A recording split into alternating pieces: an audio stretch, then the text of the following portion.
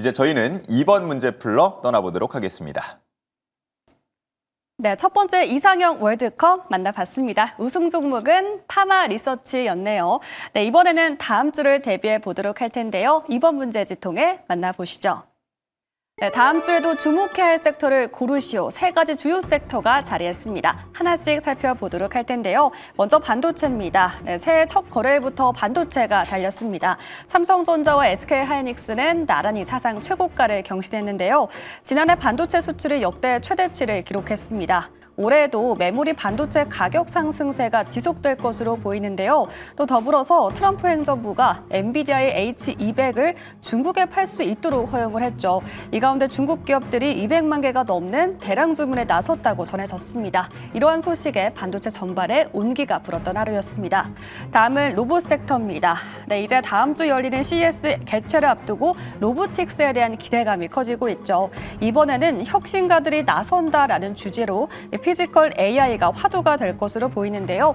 국내 로봇 기업 가운데 총 90개사가 참가할 예정입니다.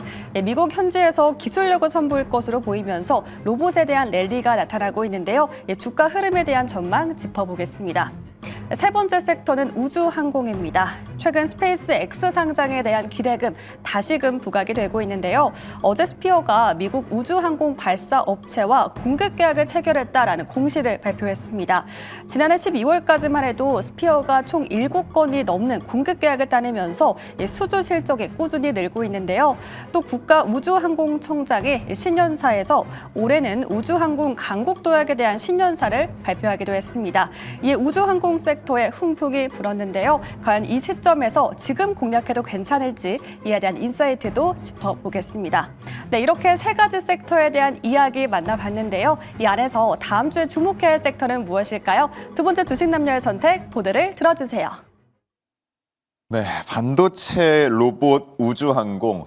이거를 어떻게 선택을 해야 할까요? 이 세 가지 얘기하면 사실 오늘 자정까지도 계속 얘기를 할 수 있을 것 같은 시장에서 가장 많이 주목을 받고 있는 세 가지 섹터라고 볼 수가 있겠는데 그래도 두 분께서 하나를 골라주신 것 같습니다. 두 분의 답을 확인해 보도록 하겠습니다.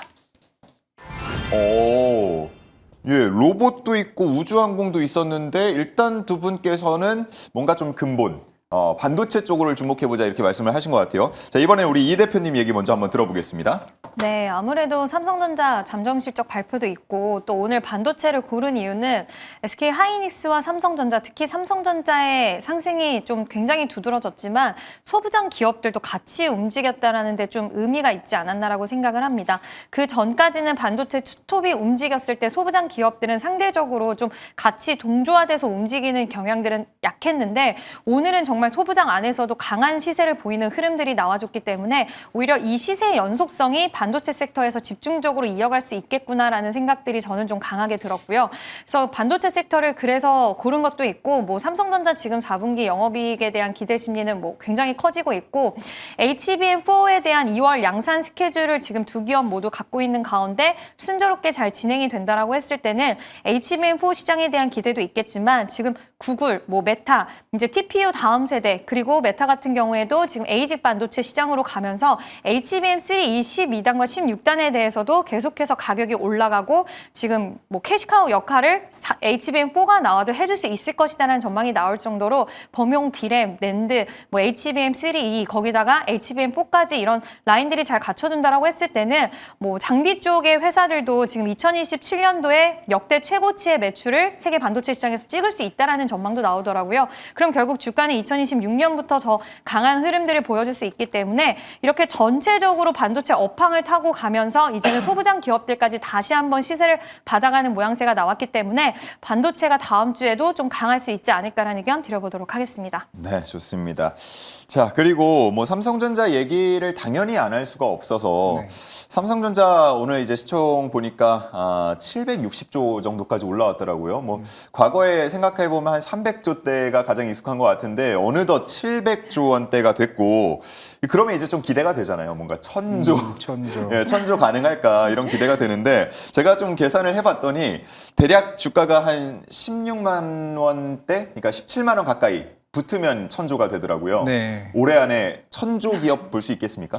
전 충분히 가능할 것 같아요. 예. 뭐 다음 주에 뭐 작년 실적 발표가 나오는데 대충 이제 시장에서는 20조가 넘을 수 있다라고 지금 이미 조금 어느 정도 예상치가 넘어왔죠. SK 하이닉스도 대략 한 18조까지는 예상을 하는 것 같습니다. 이게 제일 중요한 거는 이제 올해 이제 영업이익에 대한 컨센 자체라고 좀 볼 수가 있을 것 같은데 모건 스탠리가 한 116조를 보는 것 같고 노무라가 여기서 더 세게 불렀죠. 133조를 불렀습니다. 예. 그렇다는 거는 적어도 한 분기당 40조가 나와야, 40조가 아니죠. 죄송합니다. 한 30조가 나와야 이 수치가 된다라는 건데, 이게 제가 볼 때는 올해 삼성전자가 아까 17만 원 얘기하셨지만은 저는 이번 실적 발표가 나오면 20만 원짜리 리포트 나올 것 같아요. 만약 예. 20조가 도표를 하게 되면은 와 생각보다 이게 가격 상승 효과가 정말 세게 나오겠구나. 오늘 이제 삼성전자와 하이닉스가 날아간 거는 이제 12월 달 데이터가 나왔는데 12월 반도체 수출 증가율이 46%가 나왔습니다. 우리가 불과 9월 달, 7월 달, 8월 달만 하더라도 그 20% 증가율이었거든요. 이제 시장에서 보는 게 올해 반도체 증가율을 수출 증가율이 50%까지 더 강하게 나올 수 있다는 기대감이 나오게 되면서 왜냐면은 그동안 이제 재고 물량들이 어느 정도 3분기 때 생각보다 다 소화를 시켜버렸어요. 그럼 4분기 때는 이게 쏟아내는 것마다 이게 어느 정도 공급 가격이 쫙 올라가 버리니까 그에 따른 이제 기대감이 굉장히 큰데 삼성전자는 반도체만 있는 게 아니라 결국 파운드리도 있는 상황이고 삼성 디스플레이도 올해부터 BOE 얻는 그 자리에 애플 쪽에 아이폰 디스플레이를 공급하는 상황이기 때문에 대다수의 사업부가 굉장히 긍정적인 모멘텀을 한다라고 봤을 때는 아마 반도체만 올해 아마 70조, 80조를 보는 것 같아요. 나머지 40조가 아마 나머지 해서 120조가 더 보는 거기 때문에 제가 볼 때는 1월 8일 잠정 실적 발표 이후에 아마 제가 볼 때는 삼성전자의 가장 큰 신고가 리포트가 나올 가능성이 있다고 생각하고 있습니다. 아, 좋습니다. SK 하이닉스는 앞서서 이제 100만 원 목표 주가가 한번 나왔었고 지금 뭐 새로 나오는 것들도 대략 90만 원대 정도 많이 잡는 것 같더라고요. 그런데 삼성전자는 한 16만 원 선 전후로 지금 목표 주가가 나오고 있지만 이게 머지않아 20만 원대 목표 주가가 제시가 될 거고 그렇게 되면 그 기대감에 또 주가가 한번 탄력을 받을 수 있다라고 보시는 것 같습니다. 자, 반도체는 아마 우리 뭐 시청자분들께서도 많이 기대를 하고 바라보고 계실 거기 때문에 이 정도에서 얘기를 마무리하고 선택을 받지 못했던 두 가지 섹터를 한 분씩 좀 얘기를 해주시면 좋을 것 같습니다. 로봇하고 우주항공이 있는데 로봇 작년 첫 거래일에 제 기억이 맞다면 상한가를 기록하는 종목들이 여럿 나왔고요. 오늘 우주항공에서 상한가를 기록하는 종목이 여럿 나왔습니다. 올해 좀 내내 기대해도 될지 궁금해지는데 우리 이 대표님 먼저 어떤 쪽 먼저 얘기를 해주시겠습니까? 하나 골라주신다면? 아무래도 로봇을 이야기할 수 있을 것 같은데요. 예. 실망하신 것 같아요. 준비해 주시고요, 우주항공. 네. 로봇은 지금 2026년을 모든 전 세계 많은 휴머노이드 기업들이 양산의 해다, 원년의 해다라고 좀 찝고 있는 그런 상황인데 이제 양산이 되는 과정 속에서 이제 테슬라 밸류체인 기업, 테슬라 옵티머스 3가 뭐 시기가 지금 다 추측이 좀 다르기는 해요. 근데 8월로 잡고 있는 회사도 있고 뭐 6월 달 될 거라고 이야기하는 회사도 있긴 하지만 그 전에 밸류체인 기업들이 공개가 될 것이다라는 이야기가 나옵니다. 그렇게 됐을 때 우리나라 안에서 밸류체인 쪽에 지금 속할 수도 있다라는 전망이 나오는 기업들이 있는데 좀 더 가시화됐을 때는 주가는 지금도 많이 올라오긴 했지만 그 기간 가운데 기간 조정과 가격 조정을 거쳤다라고 한다면 다시 한번 충분히 우상향할 수 있는 기조를 만들어갈 수 있다라고 보고 있고요.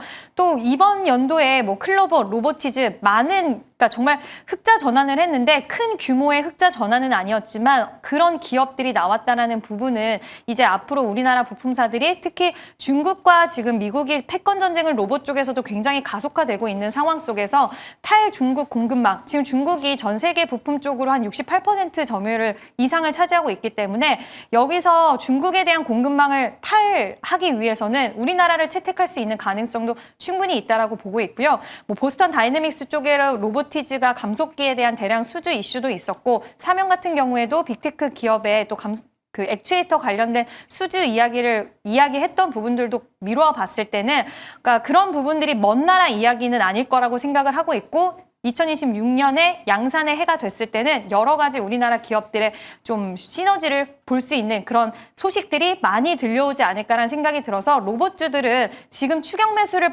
빨리 하셔야 된다는 의미가 아니라 아마 CES 일정 전후로 해서 변동성이 좀 유발이 많이 될 것 같아요. 그랬을 때 가격적인 메리트가 생기는 구간이 온다라고 했을 때는 로봇주들이 이제 끝났다라고 보시는 시선보다는 앞으로 로봇주들 트럼프 대통령의 또 AI 다음에 국가전략산업에 대한 행정명령 서명 이슈도 남아있는 만큼 조정이 왔을 시에는 우리가 긍정적으로 좀 봐야 되지 않을까라는 의견 드려보도록 하겠습니다. 네. 자, 이제 뭐 다음 주면 CES 2026도 개막을 하게 되는데 이번에 로보틱스 관련된 출품이 한 30% 이상 늘었다는 얘기가 들려오죠. 아무래도 주목을 해볼 수밖에 없는 섹터인 것 같고. 자, 그리고 이제 우주항공으로 넘어가서요. 네. 저희 뭐 앞서서 이제 스피어 얘기도 잠깐 했습니다만 저희가 지지난주였죠. 2주 전에 스피어를 이상형 월드컵 1위로 꼽았을 때 주가가 12,000원 당시였는데 지금 거의 2만 원 가까이 왔거든요. 정말 뭐 지체 없이 올라가고 있는 우주항공주입니다. 오늘도 상한가 기록했고요. 어떻게 보고 계세요? 네, 뭐 추천은 이지은 대표가 했는데 설명은 제가 해야 되는데 근데 결국에는 그건 것 같아요. 이게 뭐 스페이스X야 뭐 올해 하반기쯤에 뭐 IPO 하겠죠. 지금 제가 알기로 주관사가 모건스탠리가 지금 선정되는 걸로 지금 알고 있는 상황이고 아마 조금 더 시기가 좀 빨라질 수 있지 않을까. 상장하게 되면은 시장에서 보는 게 대략 한 2,000조를 봅니다. 아까 삼성전자 대략 한 700조 얘기를 하셨는데 그 삼성전자의 그 3배 정도 크기죠. 물론 그런 기대감을 올라간다라고 하게 되면 뭐 단순 우리가 우주항공 테마주 정도로만 생각하지 않겠냐라고 좀 보고 있는데 최근에도 HV의 공급계약 나왔죠. 이게 스피어도 최근에 공급계약 이슈가 나왔습니다. 두 회사의 공통점들이 특수합금 회사죠. 그 거래 상대방들이 미국에 있는 우주항공 업체들입니다. 그만큼 이제 숫자로 보여줄 수 있는 수주들이 하나 둘씩 쌓이다 보니까 생각보다 이 회사들이 물론 큰 금액은 아닙니다. 뭐 한 몇십억 정도의 금액이긴 하겠지만은 이게 점차 쌓이고 쌓이면서 이 회사에 대한 밸류도 좀 시장에서 기대감이 크다라 좀 보일 수 있고 그리고 또 우리나라도 정부에서도 지금 누리호 이제 5호나 이제 6호에 대한 발사 일정이 굉장히 시기가 당겨졌습니다. 제가 불과 한 2년 전에도 이제 AP 위성을 회사에서 탐방을 갔을 때도 하는 말들은 내년 같았으면은 5년에 한 번 쐈어요. 근데 그 시기가 점차적으로 단축되다 보니까 그에 대한 부품 공급들이 회사들이 실적에 대한 방향성이 완전 달라진다는 거죠. 정책적인 모멘텀 이게 스페이스X에 따른 뭐 최근에 인도스페이스가 실패하긴 했지만은 또 발빠르게 또 한 번 추가 발사를 할 겁니다. 그러면서 이제 그런 이제 시장에 대한 이제 기대감들이 아직은 또 불씨를 살릴 수 있는 부분이고 결국에는 어떻게 보면 우리가 금리나 관련주라고 얘기하는 거는 뭐 제약바이오도 있고 로봇도 있긴 하지만은 오히려 우주항공 업체들도 그에 따른 시장에 대한 이제 뭐 투자에 대한 기대감이 더 클 수 있다는 측면이기 때문에 결국 하나 에어로스페이스가 아마 오늘 김승현 회장이 이런 얘기를 했던 것 같아요. 결국 이런 우주항공과 관련해서도 우리가 뭐 선도적으로 앞서 나가겠다고 얘기를 해왔던 만큼 이제 그런 측면에서 누리호 발사뿐만 아니라 이제 미국에 있는 이제 스페이스X에 따른 기대감이 모neb이나 그런 아마존에 이쪽에 다 영향도 충분히 좀 발휘할 수 있다고 생각하고 있습니다. 네, 좋습니다. 말씀해주신 그 이노스페이스의 주가가 그렇게 크게 많이 안 빠지고 올라왔다, 다시 복구를 했다라는 걸 보면서 우주항공에 대한 기대감이 과거와는 확실히 다르다라는 게 좀 느껴졌고요. 스페이스X 말씀을 많이 해주셨는데 그 스피어는 이 대표 종목이었지만 당시에 뭐 미래에셋 증권? 벤처 투자. 벤처 투자? 그 말씀은 해주시지 않았어요? 미래에셋 증권 아니었나요? 예, 증권. 그건 어떻게 보세요? 오늘 그래도 조금 농담입니다. 올라왔는데. 미래에셋 벤처 투자인데 예. 결국에는 이게 시장에서 이게 노출이 되어 왔었죠. 사실 이게 4,100억 정도 이게 스페이스X에 투자를 해왔었고 실제적으로 미래에셋 증권이 더 많은 이제 투자를 했고 실제적으로 아마 제가 기억하기로 미래에셋 벤처 투자가 한 41억 정도 아마 투자를 했던 걸로 기억을 하게 됩니다. 네. 그러면 그러면서 사실 시장에서 봤던 거는 이 투자 자체가 2조, 한 3조 정도 밸류를 봤다라면 우리가 알고 있는 한 5배 정도 규모겠죠. 그러면은 향후에 미래에셋 벤처 투자가 가져올 수 있는 이게 횟수, 이게 그게 대한 수익들이 대략 한 200억, 300억 정도입니다. 이번에 세미파이브가 이제 IPO 상장을 했죠. 이게 실제적으로 미래에셋 벤처 투자가 얻은 수익이 400억입니다. 오히려 사실 그러면은 세미파이브의 수익이 훨씬 더 크다라는 거죠. 투자 금액이 크기 때문에.